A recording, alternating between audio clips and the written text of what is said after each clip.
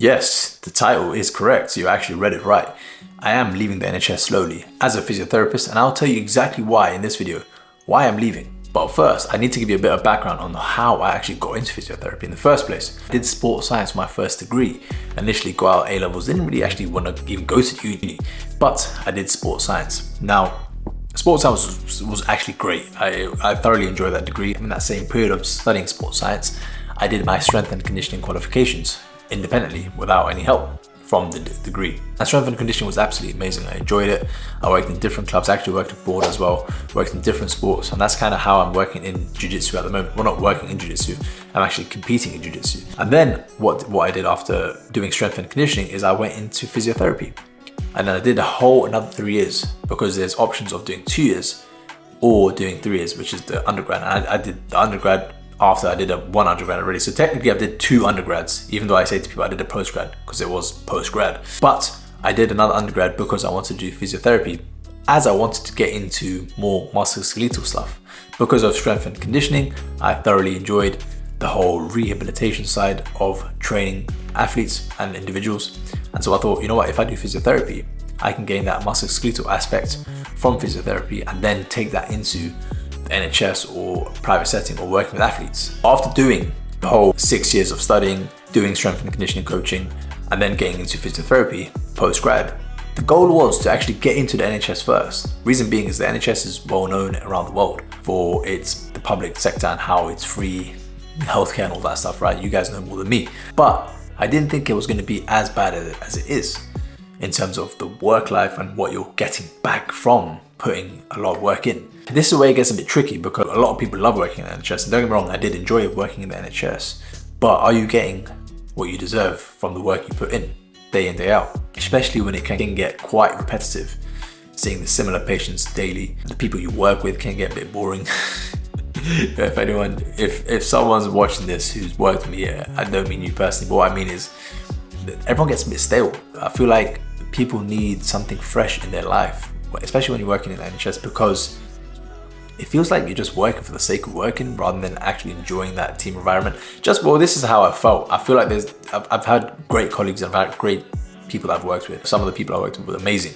These are just my thoughts, and I feel like in a private sector it may be different. I worked in private a bit as well. This is one of the reasons why I'm leaving, is that what you're getting for what you're putting in is very low. I won't go into the depths of pay, but if you want a video me breaking down the pay that you get as a physiotherapist in the NHS, can't even speak, goddamn, in the NHS, then I will make a video for you. If you write that in the comments below, Shayaan, please make me a video about the pay you get in the NHS, and I can make that for you. I can break down, I can show you my pay slips if you want as well.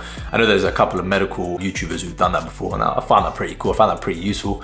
It's just about being transparent, really, because at the end of the day, we want to earn a living, right? We want to earn good money so that we can pay our bills, right? Or enjoy our life. And especially when you're working as a physiotherapist, we do it because we enjoy it. Ask yourself this question: if you're watching this and you potentially want to be a physiotherapist, you want to become a physiotherapist because you enjoy helping people. And that is one of the best things about this job, is that you're going to be helping a lot of people day in, day out, and that's the beauty of it. But you do expect to be given that return that you deserve from the NHS, which I believe you don't. Another big reason to why I'm leaving the NHS slowly is that there are time constraints. When you're working in a private setting compared to the NHS, you don't have as many time constraints. Well, you still have time constraints, you're still going to be restricted to a certain amount of time. But when you're with a patient in the NHS, you only have a specific amount of time, and you don't make the decision whether you can have more time or not. It's to do with the big dogs, right?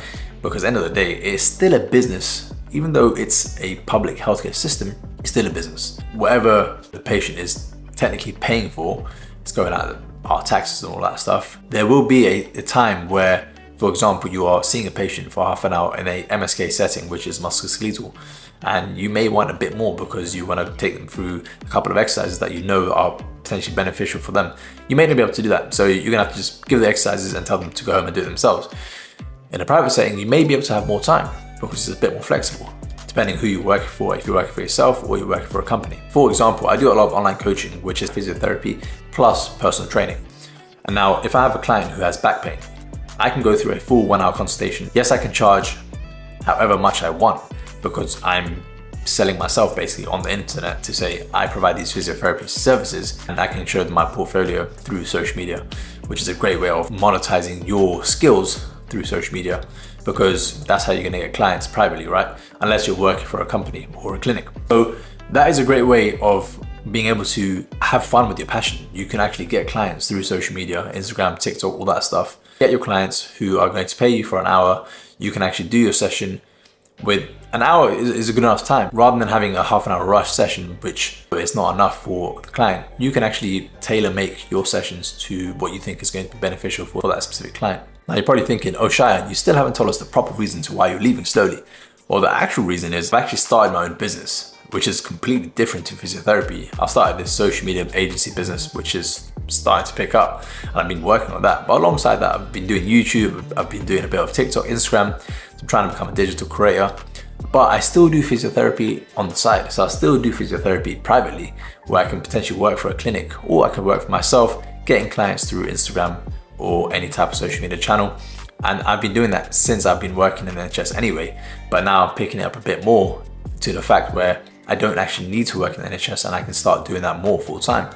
And I find that more beneficial. I feel it's more rewarding for me, even though it might be paying better than NHS. Sometimes you may want to work for less pay if you enjoy it, rather than getting more pay but don't enjoy it. This is the scenario, right? It's like a balance of, do you want to get paid more, or are you going to enjoy it? And in this aspect, you will get paid more if you pick up your own clients, and it will be more enjoyable, rather than working in NHS, which you still may enjoy the work you're doing, but you're not going to be rewarded for it as much as you would be outside of it. But I didn't want to make this video too long because there's a lot you can talk about. NHS versus private, or even just leaving physiotherapy altogether and doing your own thing. As in, you're not going to leave physiotherapy, but you're going to leave private sector, you're going to leave the NHS, and you're going to try and do it solely yourself by picking up clients through social media, Craigslist, or Gumtree, which you can do. I want to summarize with is that I would definitely recommend working at NHS if you are graduating as a physiotherapist in the UK, because you get some solid experience. Let's talk about the positives. In-service training can be great.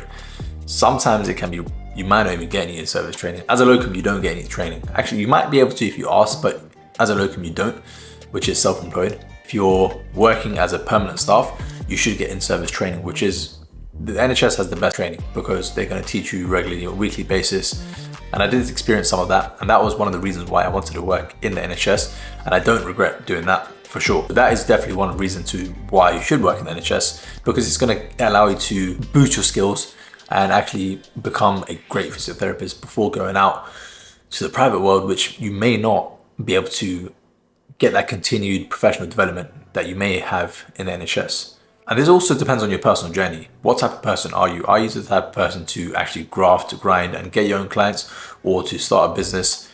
Or are you happy with or comfortable with staying in the NHS, doing that 9 to 5, or it's not 9 to 5, 8:30 to 4:30, mainly for physios, unless you're doing a 4-day rota. Are you happy with that? And it may just be that you are comfortable with that and that works for you in your lifestyle.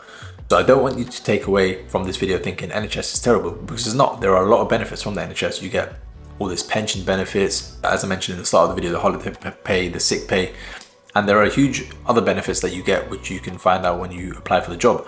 Me personally, I feel like I want to be rewarded more. That's just my personal idea, and I feel like I could do that through my social media, my working potentially in a private clinic, and also I'm doing other things such as starting my own business. And working in the NHS alongside that can be quite tiring. You can get quite burnt out. So that's why I'm slowly leaving it. I'm not left yet, and I feel like I'm always going to be working in the NHS for a while, because you can always do locum for a day or two, and I still do enjoy that. It's having the right balance where you could do a day or two and then do the rest of the week you're doing your own stuff, which is a brilliant balance to have. I hope you enjoyed that video. I was waffling for a couple minutes, but I hope you enjoyed it. There's quite a lot of information in there. I didn't go too much into detail. Felt like I covered a few points.